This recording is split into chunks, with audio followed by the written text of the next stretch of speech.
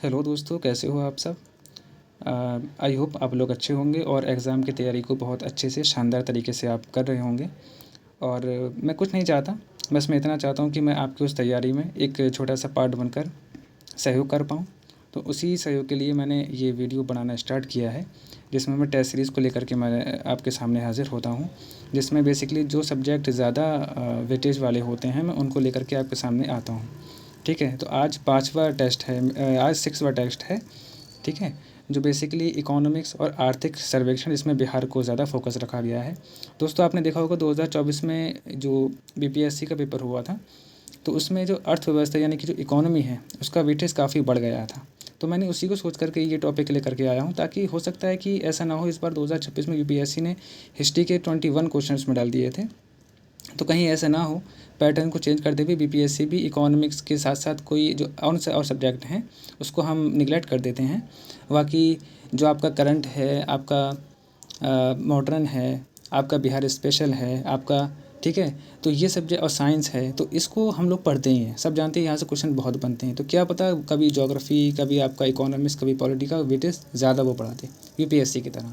और बेसिकली जितने भी स्टेट पीसीएस एग्ज़ाम होते हैं वो यूपीएससी को ही फॉलो करते हैं। तो उसी को लेकर के मैं ये लेकर के आया हूँ। ज़्यादा आपका टाइम वेस्ट ना करते हुए आइए इसको स्टार्ट करते हैं। और स्टार्ट करने से पहले देखिए, पूरी जर्नी में एक सकारात्मक सोच के साथ रहना एक बहुत अच्छा लाभकारी साबित होता है। तो उसको मैं स्टार्ट करने से पहले कुछ पंक्तियाँ लेकर के आया हूँ, जिससे आपको एक पॉजिटिव वाइब आए। आइए उसको पढ़ते हैं कि रास्ते में पड़े पत्थर को आप मार्ग की बाधा भी मान सकते हैं। जैसे मान लीजिए सपोज दैट आप कोई लक्ष्य में लगे हैं, तो उसमें कोई बाधाएं बहुत सारी आती हैं, मेरे भी लाइफ में आती हैं, आपकी भी लाइफ में आ रही होंगी, तो आप उसको रिलेट भी कर पा रहे होंगे।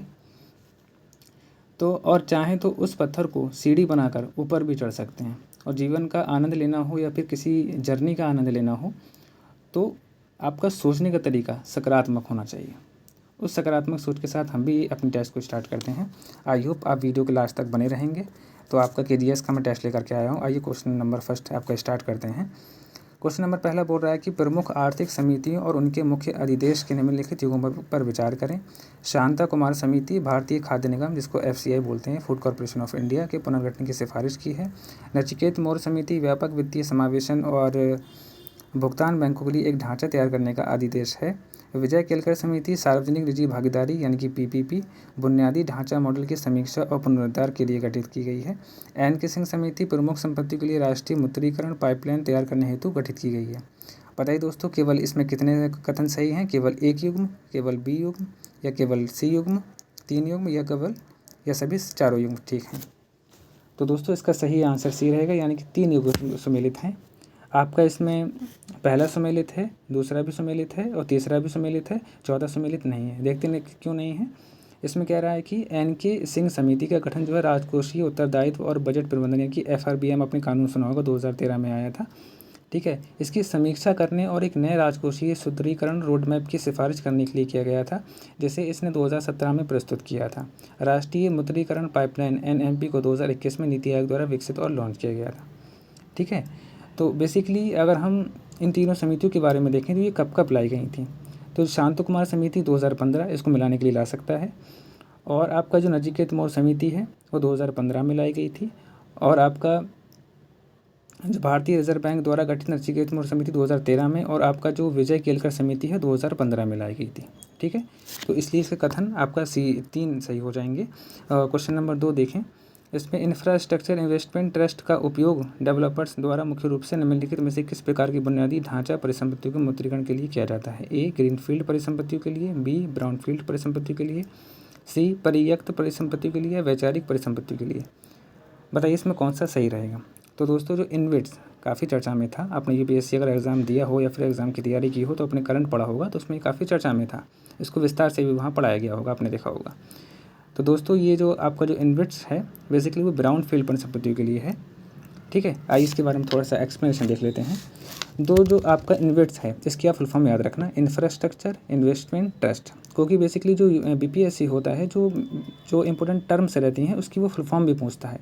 अगर हाल ही में आपने 2023 का या 2024 का अगर आपने बीपीएससी देखा होगा, तो उसमें चैट जो जीपीटी नहीं होता है उसकी फुल फॉर्म उसने पूछी थी। तो उसी को नज़र रखते हुए मैंने ये इसको फोकस किया है कि जो इन्विट्स है उसकी आपकी पहले फुल फॉर्म को याद कर लेना। इसकी जो फुल फॉर्म होती है वो इंफ्रास्ट्रक्चर इन्वेस्टमेंट ट्रस्ट होती है। ये ऐसे संरचित वित्तीय साधन होते हैं जिन्हें बुनियादी ढांचा डेवलपर्स को ब्राउनफील्ड परिसंपत्ति के मुद्रीकरण की अनुमति देने के लिए डिज़ाइन किया गया होता है।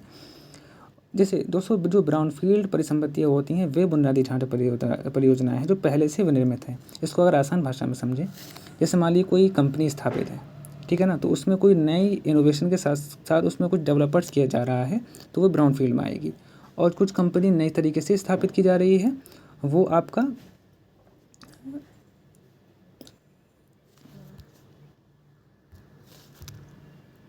हाँ दोस्तों इसको स्टार्ट करते हैं। जो आपका ब्राउनफील्ड का जो आपका ब्राउनफील्ड आपका जो इंफ्रास्ट्रक्चर जब मैंने पढ़ा रहा हूँ जो अरे यस दोस्तों, कुछ थोड़ा सा नेट इशू आ गया था तो इसको मैं सही कर रहा था।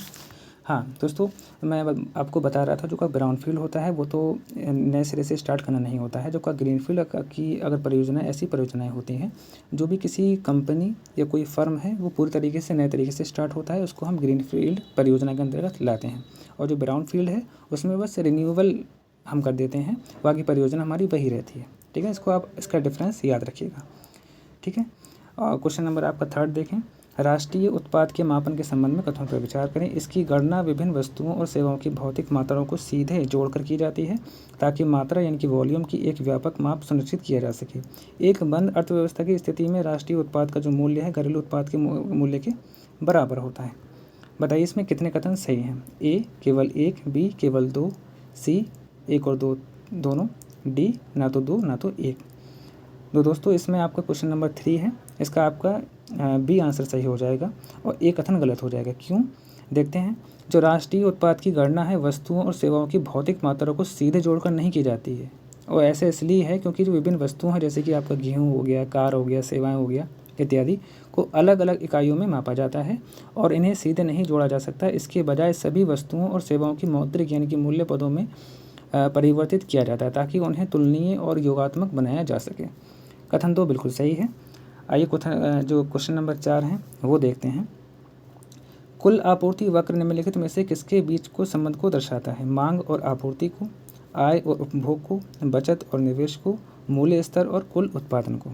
तो दोस्तों आपका जो कुल आपूर्ति वक्र है वो आपका मूल्य स्तर और कुल उत्पादन को दर्शाता है। इसका आंसर डी हो जाएगा। इसके बारे में थोड़ा सा देख लेते हैं। आपका जो कुल आपूर्ति जिसे कुल उत्पादन के रूप में भी मापा जाता है, एक निश्चित अवधि में एक निश्चित समग्र मूल्य पर अर्थव्यवस्था के भीतर उत्पादित वस्तुओं और सेवाओं की कुल आपूर्ति है।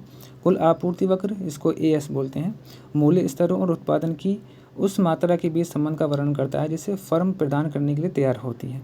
आमतौर पर कुल आपूर्ति और मूल्य स्तर के बीच एक सकारात्मक संबंध होता है और कुल आपूर्ति की गणना आमतौर पर 1 वर्ष के आधार पर की जाती है क्योंकि आपूर्ति में जो परिवर्तन मांग में होने वाले परिवर्तनों की तुलना में देरी से होती है। ठीक है, क्वेश्चन नंबर 5 देखें। 5 कह रहा है कि बेरोजगारी दर की गणना विशेष रूप से निम्नलिखित में से किस समूह के बेरोजगार व्यक्तियों के प्रतिशत के रूप में की जाती है? ए कुल कार्यशील आयु जनसंख्या, देश की कुल जनसंख्या, श्रम बल में शामिल व्यक्ति, अर्थव्यवस्था में कुल नियोजित व्यक्तियों की संख्या। बताइए इसमें कौन सा सही रहेगा? तो दोस्तों इसका सही आंसर सी रहेगा, यानी कि श्रम बल में शामिल व्यक्ति। दोस्तों जो बेरोजगारी दर की गणना होती है वो बेरोजगार व्यक्तियों की संख्या को श्रम बल में शामिल व्यक्तियों की कुल संख्या के प्रतिशत के रूप में व्यक्त करके की जाती है। श्रम बल कहें तो जिसमें पहले व्यक्ति आर्थिक रूप से सक्रिय जनसंख्या के रूप में जाना जाता था, नियोजित व्यक्तियों और बेरोजगार व्यक्तियों की संख्या का योग होता है। और बेरोजगारी के आंकड़ों के लिए आमतौर पर घरेलू श्रम बल सर्वेक्षण सबसे व्यापक और तुलनात्मक स्रोत होते हैं। ठीक है, क्वेश्चन नंबर 6 देखें। छिपी हुई बेरोजगारी के संबंध में कथनों पर विचार करें। छिपी हुई बेरोजगारी का सामना करने वाले व्यक्ति कार्यबल में भाग लेने की इच्छा पूरी तरह से खो चुके होते हैं। हतोत्साहित श्रमिकों को औपचारिक बेरोजगारी के आंकड़ों से पूरी तरह बाहर रखा जाता है। बताइए इसमें कितने कथन सही हैं? ए केवल 1, बी केवल 2, सी या दोनों, डी या ना तो 1 ना तो 2। तो दोस्तों इसका सही आंसर बी हो जाएगा और एक क्वेश्चन गलत है। क्यों? छिपी हुई बेरोजगारी जिसे पर्दे पर दिखाई जाने वाली बेरोजगारी भी कहा जाता है, एक ऐसी स्थिति होती है जहां किसी गतिविधि में आवश्यकता से अधिक श्रमिक लगे होते हैं और उनकी सीमांत उत्पादकता लगभग शून्य होती है। ऐसे व्यक्ति स्पष्ट रूप से व्यस्त होते हैं और काम करने की उनकी इच्छा कम नहीं होती। इसका एक उत्कृष्ट उदाहरण देखें तो भारत की कृषि प्रधान परिवार है। ठीक है ना, भारत की कृषि प्रधान परिवार है जहां 5 सदस्य एक ऐसे भूखंड पर काम करते हैं जिसकी वास्तव में केवल 2 सदस्यों की आवश्यकता है और अतिरिक्त श्रमिकों को हटाने से कुल उत्पादन में कोई कमी नहीं आएगी। तो इससे आप समझ सकते हैं। कथन 2 बिल्कुल सही है। क्वेश्चन नंबर 7 देखें, नकद आरक्षित अनुपात, इसको CRR बोलते हैं, के संबंध में कथनों पर विचार करें। यह बैंक की कुल मांग और समय देनदारियों का वह प्रतिशत होता है जिसे मामूली ब्याज दर अर्जित करने के लिए RBI के पास जमा किया जाता है। CRR में वृद्धि से बैंकों के पास ऋण देने के लिए उपलब्ध धन कम हो जाता है, जिससे परिणाम स्वरूप समग्र मुद्रा है आपूर्ति में संकुचन होता है। बताइए कौन सा कथन गलत है ना। इसमें सही नहीं कह रहा है, अगर कौन सा कथन गलत है तो दोस्तों इसमें कथन A गलत है और 2 सही है। अब देखते हैं क्यों गलत है। जो आपका CRR है तो बैंक की शुद्ध मांग और समय देनदारी, इसको NDTL बोलते हैं, नेट डिमांड टोटल लाइबिलिटी बोलते हैं इसको, वह प्रतिशत है जिसे भारतीय रिजर्व बैंक के पास भंडार के रूप में रखा जाना अनिवार्य होता है। हालांकि जो बैंक है RBI के पास रखे हुए CRR बैलेंस पर कोई ब्याज नहीं प्राप्त करते हैं। ठीक है। कथन 2 देखें, बिल्कुल सही है। यानी कि जो RBI द्वारा CRR जब बढ़ाया जाता है तो बैंकों की अपनी जमा राशि का एक बड़ा हिस्सा RBI के पास रखना पड़ता है और इससे बैंकों के पास ऋण देने और निवेश करने के लिए जो उपलब्ध धनराशि है वो कम हो जाती है। जैसे जैसे बैंक ऋण देने में कमी करते हैं, अर्थव्यवस्था में मुद्रा की आपूर्ति संकुचित हो जाती है, यानी कि कम होती जाती है। क्वेश्चन नंबर 8 देखें, राष्ट्रीय निवेश और विनिर्माण क्षेत्र NIMZ के संदर्भ में कथनों पर विचार करें। राष्ट्रीय निवेश और विनिर्माण क्षेत्र राष्ट्रीय विनिर्माण नीति के तहत विनिर्माण विकास को बढ़ावा देने के लिए विकसित किए गए बड़े औद्योगिक टाउनशिप हैं। इन क्षेत्रों को SEZ यानी कि विशेष आर्थिक क्षेत्रों से आगे बढ़कर परिकल्पित किया गया है और इनमें परिवहन तथा आवासीय सुविधाओं सहित एकीकृत अवसंरचना शामिल होती है। भारत में अनुमोदित पहला राष्ट्रीय निवेश और विनिर्माण क्षेत्र आंध्र प्रदेश के प्रकाशम जिले में स्थापित किया गया है। बताइए इसमें कितने कथन सही हैं। तो दोस्तों इसमें तीनों कथन सही हैं। क्वेश्चन नंबर 9 देखें, आर्थिक उदारीकरण के बाद भारत में विदेशी मुद्रा विनियमन के संबंध में कथनों पर विचार करें। विदेशी मुद्रा विनियमन अधिनियम यानी कि FERA को प्रतिस्थापित करने के लिए वर्ष 1999 में विदेशी मुद्रा प्रबंधन अधिनियम यानी कि FEMA अधिनियमित किया गया था। उदारीकृत विनिमय दर प्रबंधन प्रणाली यानी कि LERMS को 1992 में विनिमय दर सुधारों के एक हिस्से के रूप में भारत में लागू किया गया था। FEMA के तहत उल्लंघनों को FERA के तहत होने वाले उल्लंघनों की तरह आपराधिक कृत्य माना जाता है। बताइए इसमें कौन सा कथन इसका सही होगा। A केवल 1, B 1 और 2, C केवल 2, D 2 और 3। बताइए दोस्तों इसमें कौन सा आंसर सही रहेगा। आप पता है इसको खुद से ट्राई करने की कोशिश करिएगा। भले अगर आपको लगे कि मैं बहुत तेज़ पढ़ा रहा हूँ तो आप वीडियो को पॉज भी कर सकते हैं, ठीक है, ताकि आपका समय से टाइम के साथ वीडियो पूरी हो जाए। तो दोस्तों इसका जो आंसर है B रहेगा, यानी कि 1 और 2 तो सही है लेकिन 3 गलत है। अब 3 क्यों गलत है, आइए उसका जो एक्सप्लेनेशन है वो देखते हैं। जो आपका फेरा अधिनियम है तो उसने उल्लंघनों को आपराधिक अपराध माना है और आरोपी पर अपनी बेगुनाही साबित करने का बोझ था, यानी कि सबूत का उल्टा बोझ, और सज़ा में कारावास भी शामिल हो सकता था, बिल्कुल विपरीत यानी कि फेमा के। ठीक है, तो फेमा ने विदेशी मुद्रा उल्लंघनों को अपराध की श्रेणी से बाहर कर दिया है और उन्हें ऐसे दीवानी अपराध माना जाएगा जिन पर अपराधी मुकदमे के बजाय आर्थिक दंड लगता हो। फेमा के तहत प्रवर्तन निदेशालय आपराधिक अदालतों की बजाय दीवानी न्याय निर्णय के माध्यम से मामलों की पैरवी करता है और एक दंडात्मक पुलिसिंग ढांचे यानी कि फेरा से एक प्रबंधन सुविधा प्रदान करके वाली ढांचे की ओर बदलाव इसके लिए दार्शनिक आधार है। दोस्तों इसमें क्वेश्चन नंबर जो आपका 10 है इसमें एक चार्ट दिया गया है, यानी कि जो इसके जो डिफरेंस है इसको लेकर काफ़ी क्वेश्चन बनते हैं। जो आपका फेरा एक्ट 1973 में लाया गया था और जो का फेमा एक्ट है वो 1999 में लाया गया था। इसका बेसिकली अगर उद्देश्य की बात करें तो फेरा का जो उद्देश्य था विदेशी मुद्रा का संरक्षण करना था और जो फेमा का उद्देश्य था वो विदेशी व्यापार और भुगतानों को सुगम बनाना था। और इसकी अपराध की प्रकृति देखें फेरा की, तो आपराधिक कृत्य इसमें गिरफ्तारियाँ आम थीं और फेमा में इसमें दीवानी जो अपराध यानी कि आर्थिक दंड के माध्यम से निपटाया जाने वाला बन गया था। दृष्टिकोण देखें इसमें तो जो फेरा का दृष्टिकोण था वो प्रतिबंधात्मक और निषेधात्मक था और जो फेमा का दृष्टिकोण था वो उदार और प्रबंधन उन्मुख था। और साबित करने की जिम्मेदारी अगर फेरा की तरफ से देखें तो अभियुक्त पर यानी कि जिसे दोषी माना गया हो वो इसको साबित करेगा। और जो फेमा कानून की बात करें तो इसमें जो प्रवर्तन एजेंसी जैसे कि आपका CI वगैरह जो भी है एजेंसी हैं NIA वगैरह, तो निर्दोष माने जाने का सिद्धांत प्रस्तुत करती हैं। और क्वेश्चन नंबर 10 देखें, इसमें कह रहा है कि सार्वजनिक वस्तुओं के संबंध में कथनों पर विचार करें। इनके लाभ केवल एक विशिष्ट उपभोक्ता तक ही सीमित होते हैं जो इनके लिए भुगतान करता है। किसी को भी उनके लाभों का प्रयोग करने से वंचित करने का कोई भी व्यवहारिक तरीका नहीं है। तो बताइए इसमें कौन सा कथन सही है। तो बेसिकली इसका सही आंसर बी हो जाएगा। पहला इसका कथन गलत है। आइए कथन क्यों गलत है इसके बारे में देखते हैं। ये कथन एक निजी वस्तु का वर्णन करता है, ना कि सार्वजनिक वस्तु का, तो इसलिए कथन गलत हो जाएगा। निजी वस्तुएं अपवर्जनीय यानी कि एक्सक्लूडेबल होती हैं और प्रतिस्पर्धी होती हैं। इनके लाभ केवल वही उपभोक्ता प्राप्त करता है जो इसके लिए भुगतान करता है। इसके विपरीत सार्वजनिक वस्तुएं समाज के सभी सदस्यों के लिए एक साथ उपलब्ध होती हैं, चाहे भुगतान किसने किया हो, इससे कोई फर्क नहीं पड़ता है। क्वेश्चन नंबर 11 देखें। 11 में कह रहा है कि निम्नलिखित में से कौन सा कथन आर्थिक बोझ के संबंध में प्रत्यक्ष और अप्रत्यक्ष करों की प्रकृति का सही डिस्क्राइब करता है। अप्रत्यक्ष कर व्यक्तियों पर लगाए जाते हैं और इन्हें स्थानांतरित किया जा सकता है। प्रत्यक्ष कर सरकार तक पहुंचने से पहले मध्यवर्ती द्वारा एकत्र किए जाते हैं, और जो अप्रत्यक्ष कर का बोझ अंतिम उपभोक्ता पर स्थानांतरित कर दिया जाता है। और प्रत्यक्ष कर उपभोग आधारित होते हैं जो केवल वस्तुओं के लिए उपयोग किए जाते हैं। बताइए इसका सही डिस्क्रिप्शन कौन सा कथन कर रहा है। तो क्वेश्चन नंबर 11 का सही डिस्क्रिप्शन सी कर रहा है, यानी कि जो अप्रत्यक्ष कर होते हैं, जो बोझ होता है अंतिम उसका उपभोक्ता पर पड़ता है और इसको स्थानांतरित किया जा सकता है। क्वेश्चन नंबर 12 देखें। 12 में कथन और कारण वाला दिया गया है। तो इसमें कह रहा है न्यूनतम वैकल्पिक कर यानी कि मैट कंपनियों को कॉरपोरेट आयकर देने से अनिश्चित काल तक बचने की अनुमति देता है।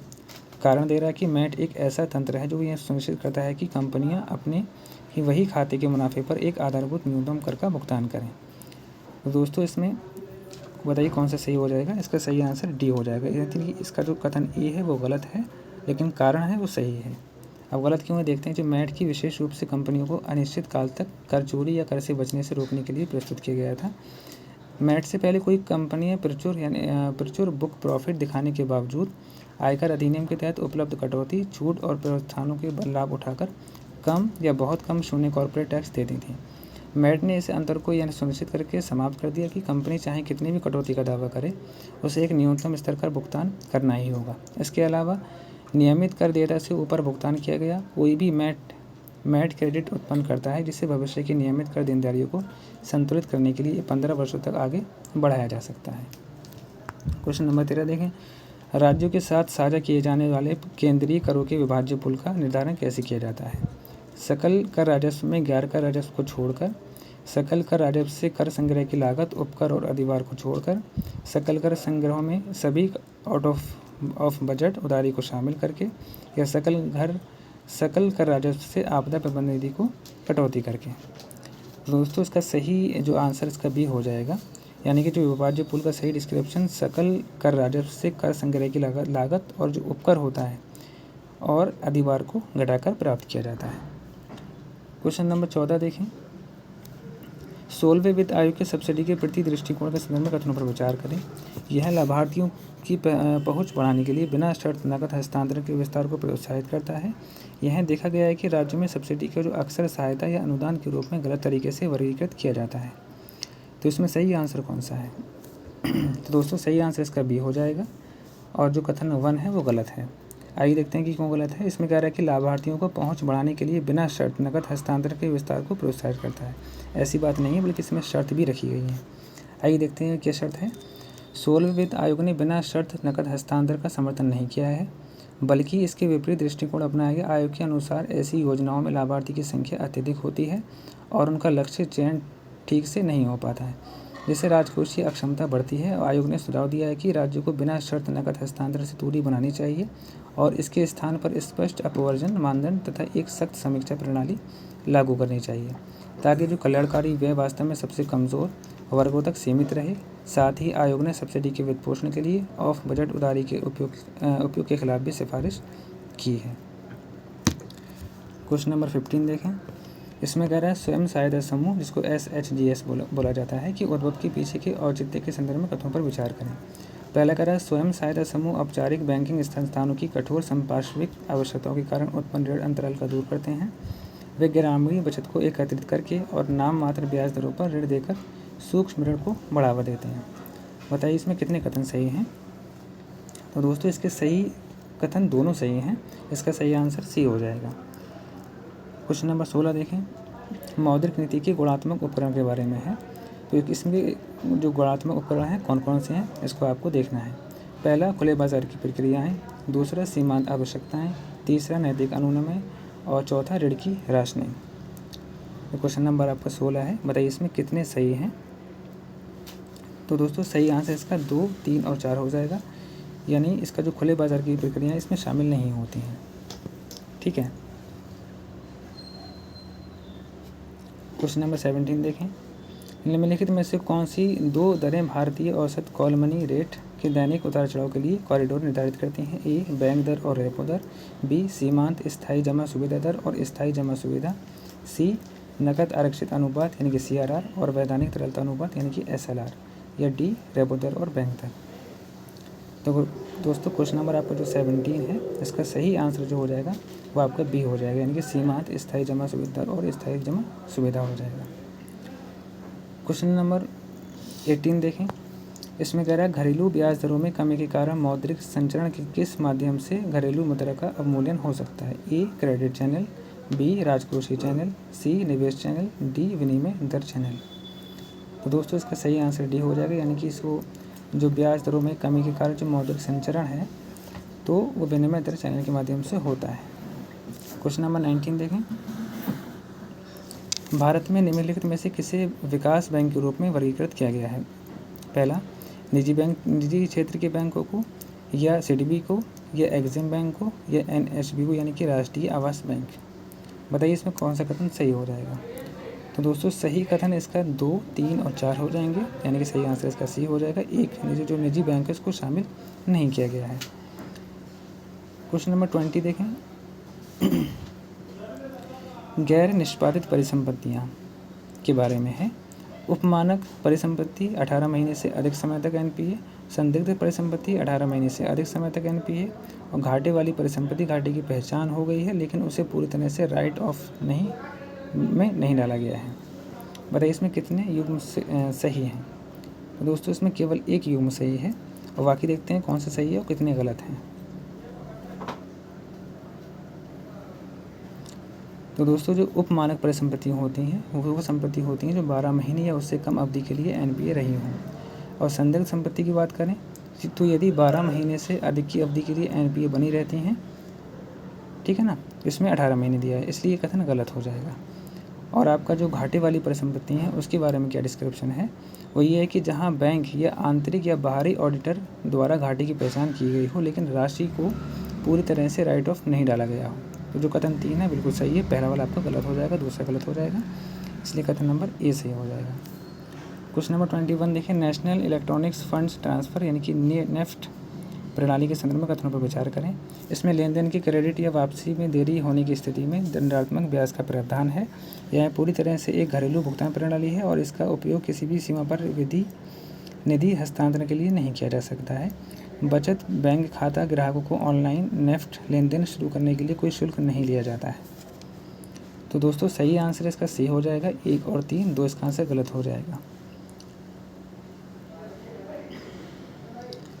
क्वेश्चन नंबर 22 देखें, प्रमुख मदों के व्यय के तहत केंद्रीय बजट 2026-27 में वित्तीय आवंटन के आधार पर निम्नलिखित क्षेत्रों को घटते क्रम में व्यवस्थित कीजिए।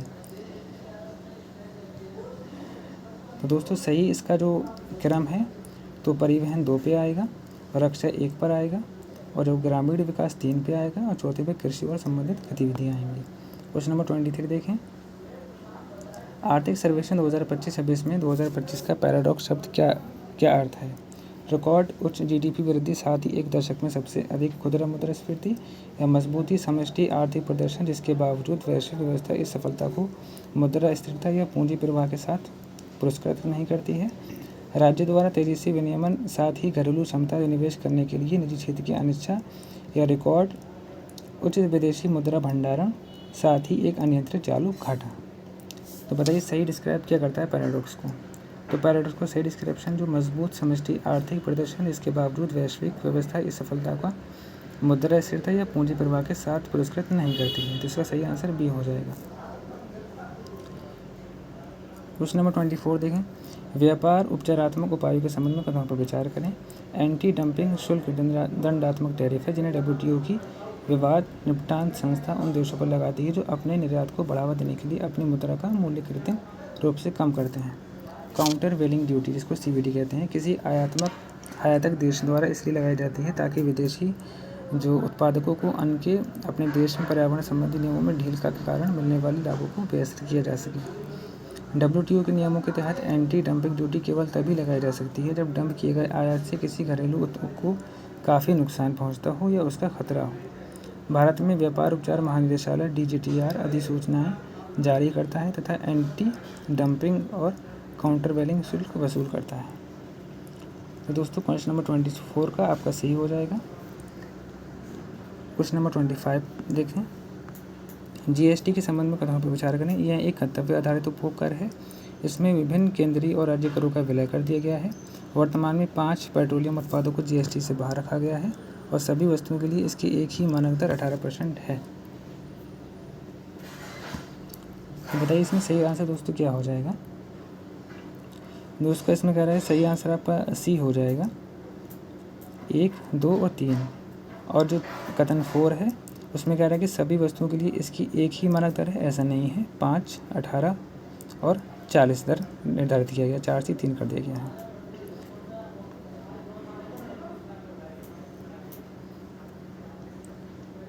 क्वेश्चन नंबर 26 देखें।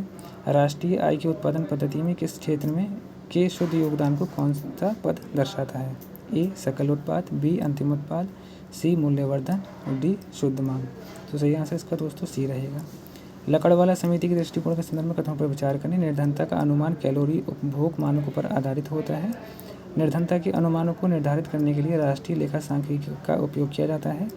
निर्धनता रेखा को अद्यतन करने के लिए CPI IW और CPI AL का उपयोग किया जाता है। क्वेश्चन नंबर 27 का सही आंसर C रहेगा, यानी कि 1 और 3। जो कथन आपका 2 है वो गलत है। क्यों गलत है कि जो लकड़वाला समिति है उसको राष्ट्रीय लेखा समिति यानी कि NAS का उपयोग करके निर्धनता अनुमानों को स्केल करने के लिए यानी कि समाहित करने के लिए सिफारिश नहीं की थी, बल्कि वास्तव में इसने स्पष्ट रूप से NAS के आधार पर स्केलिंग को बंद करने का सुझाव दिया था, क्योंकि इसे निर्धनता मापने के लिए अविश्वसनीय माना गया था। दोस्तों क्वेश्चन नंबर 28 देखें। क्षेत्रीय ग्रामीण बैंकों जिसको RRBs बोलते हैं और तो उनके जो हितधारक होते हैं और उनके शेयरधारिता योगदान के घटते क्रम में व्यवस्थित कीजिए। A केंद्र सरकार, दूसरा प्रायोजित बैंक और तीसरा राज्य सरकार। तो दोस्तों सही मिला इसका बिल्कुल सही है, इसका सही आंसर A हो जाएगा। क्वेश्चन नंबर 29 देखें। 1990 के दशक की शुरुआत में आई मंदी के दौरान बेरोजगारी में तेज़ी से वृद्धि, 2000 के दशक के मध्य तक इसमें गिरावट और वैश्विक वित्तीय संकट के दौरान इसमें फिर से वृद्धि का होना किस प्रकार की बेरोजगारी को संदर्भित करता है। A संरचनात्मक बेरोजगारी को, B घर्षण जन्य बेरोजगारी को और C मौसमी बेरोजगारी को या D चक्रीय बेरोजगारी को। तो दोस्तों ये इसका सही आंसर D हो जाएगा, यानी कि चक्रीय बेरोजगारी को डिस्क्राइब करता है। क्वेश्चन नंबर 30 देखें। वर्ष 2026-27 के लिए बिहार की राजस्व प्राप्तियों के संबंध में कथनों पर विचार करें। राजस्व प्राप्तियों में कर राजस्व का हिस्सा सबसे बड़ा होता है और केंद्र सरकार से प्राप्त सहायता अनुदान गैर कर राजस्व से अधिक होते हैं। तो ये दोनों कथन सही हैं, इसका सही आंसर C हो जाएगा। क्वेश्चन नंबर 31 देखें। बजट अनुमान 2026-27 के लिए बिहार की कुल राजस्व प्राप्तियाँ कितनी हैं। A, B, C, D। तो दोस्तों सही आंसर इसका C हो जाएगा। जो बजट की कुल अनुमान प्राप्तियाँ हैं वो आपका C हो जाएगा। क्वेश्चन नंबर 32 देखें। निम्नलिखित में से किस क्षेत्र में 2025-26 बजट अनुमान से 26-27 के बीच जो वृद्धि दर्ज की गई वो कितनी कहाँ पे है। A ग्रामीण विकास, B परिवहन, C उद्योग और D बिजली शुल्क। तो सही आंसर इसका A हो जाएगा, यानी ग्रामीण विकास। क्वेश्चन नंबर 33 देखें। इसमें कह रहा है कि निम्नलिखित में से कौन सी बिहार बजट 2026-27 में घोषित प्रमुख अवसंरचना परियोजना है। A 10 नए हवाई अड्डों का विकास, B 5 नए एक्सप्रेसवे का निर्माण, C 5 शहरों में मेट्रो रेल नेटवर्क की स्थापना, D 100 नए मेडिकल कॉलेजों का निर्माण करना। तो दोस्तों सही आंसर इसका B हो जाएगा, यानी कि इसका जो मेन उद्देश्य है बजट का वो 5 नए एक्सप्रेसवे का निर्माण करना है। क्वेश्चन नंबर 34 देखें। वित्तीय वर्ष 2026-27 के लिए बिहार राज्य के बजट का कुल आकार क्या है। 3,16,895 करोड़ और 3,24,295.5 करोड़ और 3,04,465.67 करोड़ और 3,47,589.76 करोड़। बताइए इसमें से कितना करोड़ उसका बजट का अनुमान रखा गया है। तो दोस्तों सही आंसर का D हो जाएगा। 35 देखें। औद्योगिक नीति और उनकी मुख्य वैचारिक विशेषताओं के कथनों पर विचार करें। औद्योगिक नीति 1948 भारत में मिश्रित अर्थव्यवस्था मॉडल की शुरुआत हुई थी। औद्योगिक नीति 1956, निजी क्षेत्र के प्रभुत्व के माध्यम से समाज के पूंजीवादी स्वरूप की स्थापना की गई थी।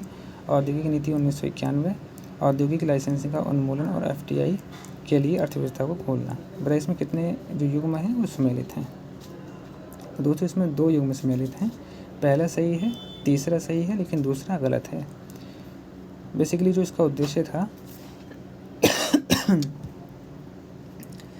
वो समाज के समाजवादी स्वरूप की स्थापना के उद्देश्यों पर आधारित था, ना कि पूंजीवादी स्वरूप पर, इसलिए ये कथन गलत हो जाएगा।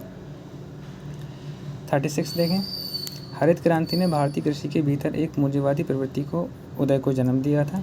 कारण दे रहा है कि प्रगतिशील किसानों ने अपनी भूमि को पट्टे पर देने के बजाय व्यक्तिगत पर्यवेक्षण के तहत एक व्यावसायिक उद्यम के रूप में संचालित किया था। तो सही आंसर इसका ए हो जाएगा, यानी कथन और कारण दोनों सही हैं और उसका सही व्याख्या भी कर रहा है। क्वेश्चन नंबर 37 देखें। निम्नलिखित में से कौन सा अनुदान 16वें वित्त आयोग द्वारा समाप्त नहीं किया गया था? ए राजस्व घाटा अनुदान, बी क्षेत्र विशिष्ट अनुदान, राज्य विशिष्ट अनुदान और डी ग्रामीण और शहरी स्थानीय निकायों के अनुदान।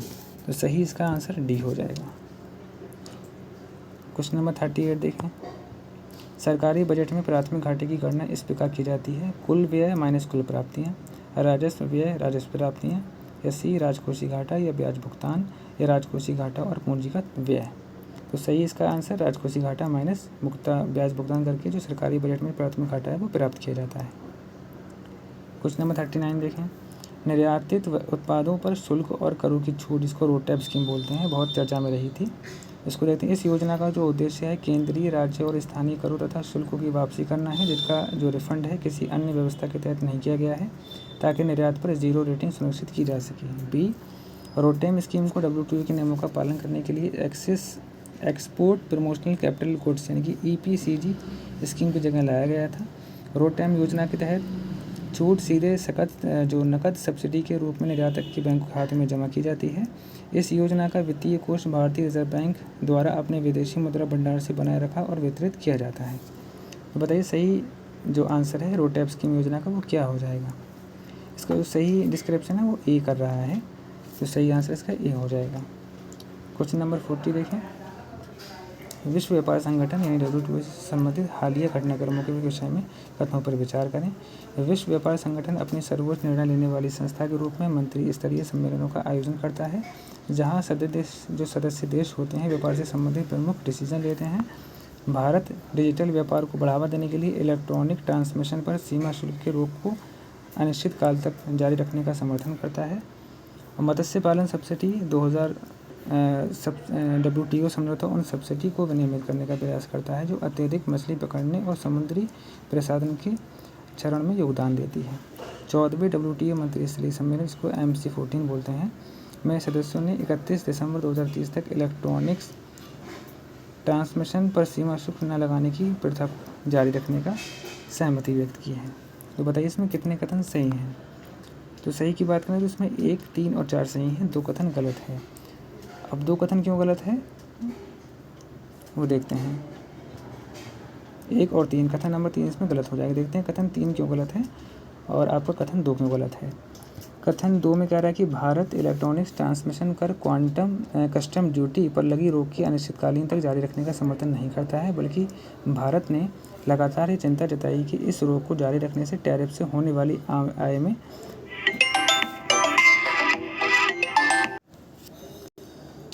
तो दोस्तों कथन जो आपका 2 है वो क्यों गलत है, आइए देखते हैं। इसमें जो भारत इलेक्ट्रॉनिक्स ट्रांसमिशन पर कस्टम ड्यूटी पर लगी रोक को अनिश्चितकालीन तक जारी रखने का समर्थन नहीं करता है। भारत ने लगातार ये चिंता जताई है कि इस रोक को जारी रखने से टैरिफ से होने वाली आय में कमी आती है और विकासशील देशों के लिए नीतिगत गुंजाइश सीमित हो जाती है। इसलिए भारत ने इस पर पुनर्विचार करने की मांग की है। जो आपका कथन है वो इसलिए गलत है क्योंकि मार्च 2026 में याओंडे यानी कि कैमरून में हुई MC14 बैठक में ई-कॉमर्स पर लगी रोक को आगे बढ़ाने पर कोई सहमति नहीं बन पाई है। इस रोक को 31 दिसंबर 2030 तक या किसी अन्य तारीख तक बढ़ाने के प्रस्ताव को रोक दिया गया है और इस तरह यह रोक समाप्त हो गई है क्योंकि MC13 में इसे पिछली बार सिर्फ MC14 तक या 31 मार्च 2026 तक इसमें से जो भी तारीख पहले आती है तक के लिए बढ़ाया गया था। क्वेश्चन नंबर 41 देखें।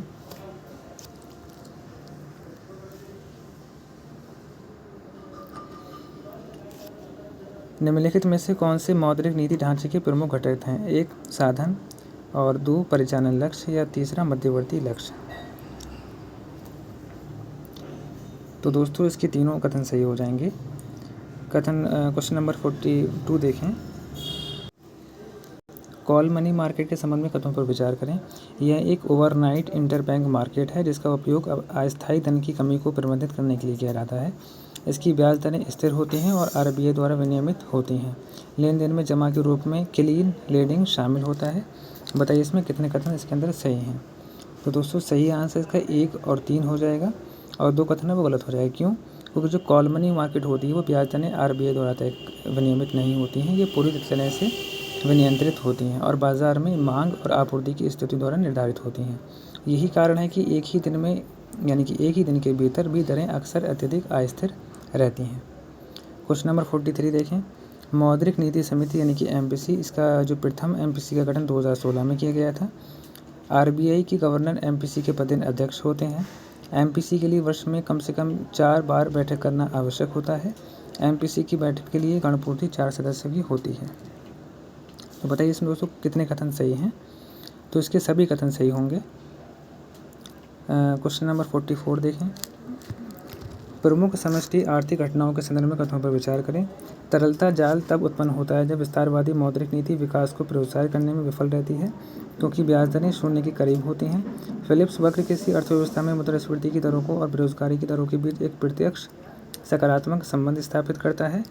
क्राउडिंग आउट प्रभाव तब होता है जब बड़े पैमाने पर सरकारी उधार ब्याज दरों को बढ़ावा देता है, जिससे निजी क्षेत्र में निवेश में कमी आती है।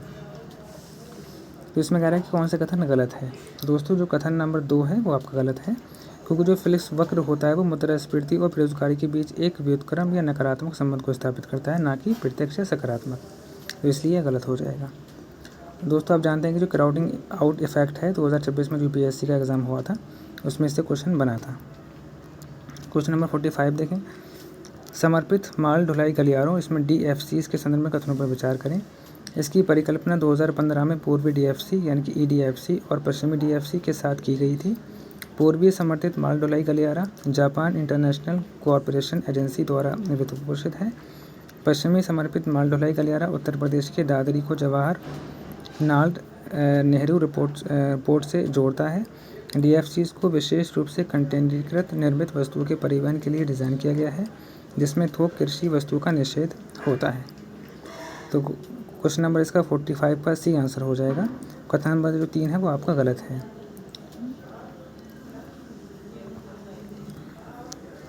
1, 2, 4 कथन नंबर आपका 2 गलत है।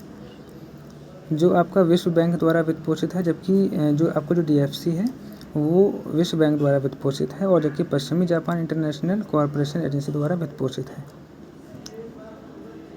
क्योंकि इसमें कह रहा है ना कितने कथन गलत है, तो आपका इसमें 1, 2 और 4 कथन गलत हो जाएंगे। उसमें केवल आपका कथन नंबर 3 आपका सही हो जाएगा।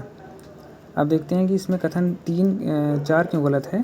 इसमें कह रहा है कि डीएफसीज केवल कंटेनरीकृत निर्मित वस्तुओं तक ही सीमित नहीं हैं, बल्कि इन्हें कंटेनरीकृत कार्गो और थोक वस्तु दोनों को ले जाने के लिए डिज़ाइन किया गया होता है, जिसमें खाद्यान्न, उर्वरक, सीमेंट, कोयला और अन्य कृषि और औद्योगिक सामान शामिल होते हैं। डीएफसीज को केवल निर्मित कंटेनरों तक सीमित करना सभी प्रकार की वस्तुओं के आवागमन को सुगम बनाने के व्यापक उद्देश्य को विफल कर देगा। क्वेश्चन नंबर 46 देखें। औद्योगिक उत्पादन सूचकांक यानी कि आईआईपी में निम्नलिखित में से किस क्षेत्र का भार सर्वाधिक है? ए खनन, बी विद्युत, सी विनिर्माण और डी निर्माण। तो दोस्तों सबसे ज़्यादा इसका जो वेटेज है वो विनिर्माण उद्योग का है। क्वेश्चन नंबर 47 देखें। इसमें कह रहा है कि अनुलाभ कर यानी कि प्रीक्विजाइट टैक्स के वैचारिक अनुप्रयोग के बारे में कथनों पर विचार करें। यह नियोक्ताओं द्वारा प्रदान किए गए विशेष अधिकारों पर कर लगाता है, जैसे कि कंपनी द्वारा प्रदान किया गया आवास। केवल ऑफिस के उद्देश्य के लिए उपयोग की जाने वाली कंपनी की कार पूरी तरह से कर योग्य होती है। तो दोस्तों सही आंसर इसका ए हो जाएगा, और कथन नंबर 2 है वो आपका गलत हो जाएगा। क्यों? क्योंकि जो आपका सीबीडीटी होता है, एक बोर्ड है, इसको बोलते हैं केंद्रीय प्रत्यक्ष कर बोर्ड के नियमों के अनुसार विशेष रूप से केवल ऑफिस के उद्देश्यों के लिए उपयोग की जाने वाली कंपनी की कार को अनुलाभ के रूप में कर योग्य नहीं माना जाता है, और कर देयता केवल तभी उत्पन्न होती है जब कार का उपयोग व्यक्तिगत उद्देश्यों के लिए या आधिकारिक और व्यक्तिगत दोनों उपयोग के मिश्रण के लिए किया जाता है। ऐसे मामलों में वाहन की इंजन क्षमता के आधार पर कर्मचारी की जो कर योग्य आय में एक काल्पनिक मूल्य जोड़ा जाता है। इसका जो तर्क है वो सीधा यदि है कि यदि कर्मचारी की संपत्ति से कोई व्यक्तिगत लाभ नहीं मिल रहा है तो कर लगाने के लिए कोई अतिरिक्त जो मुआवजा है नहीं मिलता है। क्वेश्चन नंबर 48 देखें। वित्त वर्ष 2025 में भारत के निर्यात प्रदर्शन के संदर्भ में कथनों पर विचार करें। वित्त वर्ष 2025 में भारत का जो कुल निर्यात है वस्तु और सेवाओं को मिलाकर 5.3 बिलियन अमेरिकी डॉलर रिकॉर्ड उस स्तर पर पहुंच गया है। और 2005 और 2024 के बीच देखें तो वैश्विक वस्तु निर्यात में भारत की हिस्सेदारी 1% से बढ़कर 1.8% हो गई है। और भारत का वस्तु निर्यात मुख्य रूप से पेट्रोलियम और रत्नों पर निर्भर है, जो कि कुल वस्तु निर्यात का लगभग 80% हिस्सा है। अंकटाड की रिपोर्ट के अनुसार देखें तो व्यापारिक भागीदार विविधीकरण के मामले में भारत ग्लोबल साउथ में तीसरे स्थान पर है और इसका स्कोर सभी ग्लोबल नॉर्थ में अर्थव्यवस्थाओं से अधिक है। तो दोस्तों इसका सही आंसर आपका सी हो जाएगा, क्योंकि इसमें कह रहा है कि कौन सा कथन गलत है। तो जो भारत का जो निर्यात मुख्य रूप से पेट्रोलियम और जो रत्नों पर निर्भर है, जो कि कुल वस्तु निर्यात का लगभग 80% हिस्सा है। देखते हैं ये कथन क्यों गलत है। क्योंकि जो हिस्सा है पेट्रोलियम और रत्न का वो बेसिकली 21% है, ना कि 80%।